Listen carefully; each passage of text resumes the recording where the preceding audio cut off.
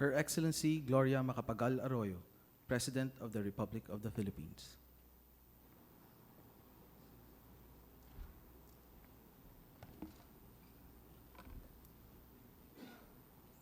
His Excellency, the Papal Nuncio, and other members of the Diplomatic Corps, Secretary Romulo, and other officials of the Philippine government, friends in the private sector, ladies and gentlemen. Thank you for joining us in our celebration of Philippine Independence Day. A revolution gave birth to the first republic in Asia. A sense of nationhood was born, but also the dream of a better life for all Filipinos.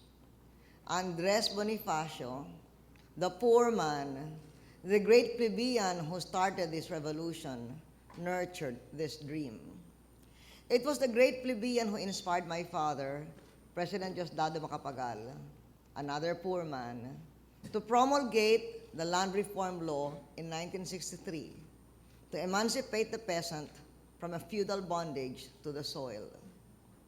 In 1986, after years of martial law, Filipinos peacefully reclaimed the democracy in the People Power Revolution. Under the leadership of President Corazon Aquino, we reaffirmed our commitment to freedom on a mere stretch of highway with hardly a drop of bloodshed or a shot fired in anger. Thus we see the historic pillars of a national vision: prosperity, freedom, justice. 9 years ago, on the same highway, people rose up again. Time has gratefully erased many memories of that tumultuous moment less than 10 years ago, when the nation teetered on political chaos and financial bankruptcy. The economy was jammed in reverse, few investments were being made, few jobs were being created. The public sector debt was bigger than our GDP. Foreign reserves were razor thin. Internationally, the Philippines had fallen far, far off the radar screen. It had forfeited its strategic importance, weakened its alliances in the region and the world, and taken itself out of consideration by investors as a place to invest.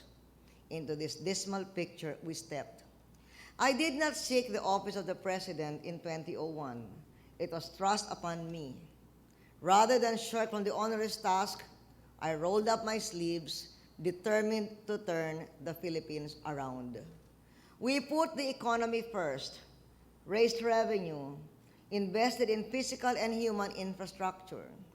These actions would form the building blocks of a turnaround that would deliver 37 quarters of uninterrupted growth, even against the headwinds of a global recession. We put the Philippines on the map in the call center and business process outsourcing sector, changed the Manila skyline with modern skyscrapers, brought development to the province, and connected the nation from north to south, east to west, with a roll-on, roll-off transportation system. And we have delivered a modern election that will change the face of politics in this nation forever.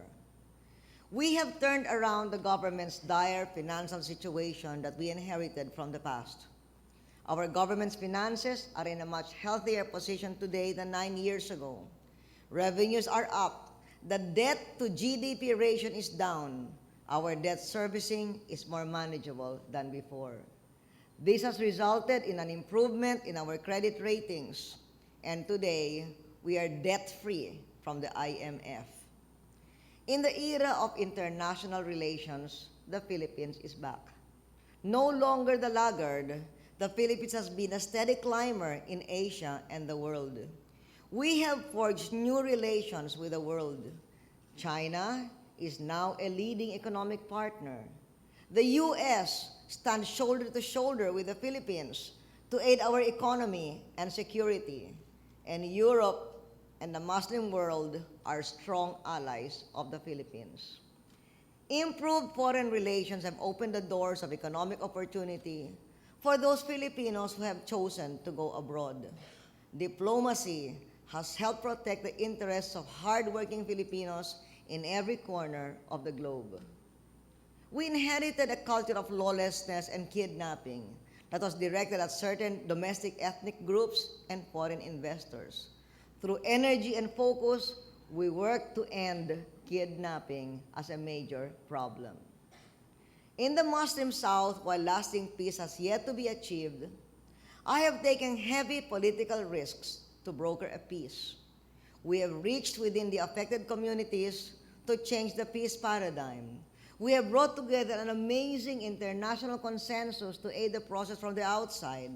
Japan, Australia, the US, England, the OIC nations, Malaysia, and so many others now have a vested interest in peace in Mindanao.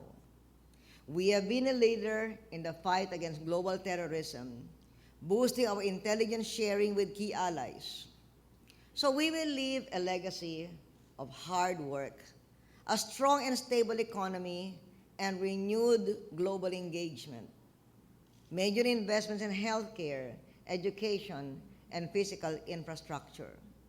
I know much work remains to be done, but I am determined to turn over to a new government, a new Philippines, one that is ready for the challenges of bringing the nation to the verge of first world in 20 years. Excellencies, ladies and gentlemen, please join me in a toast to the triumph of the Filipino nation and to international solidarity. Mabuhay!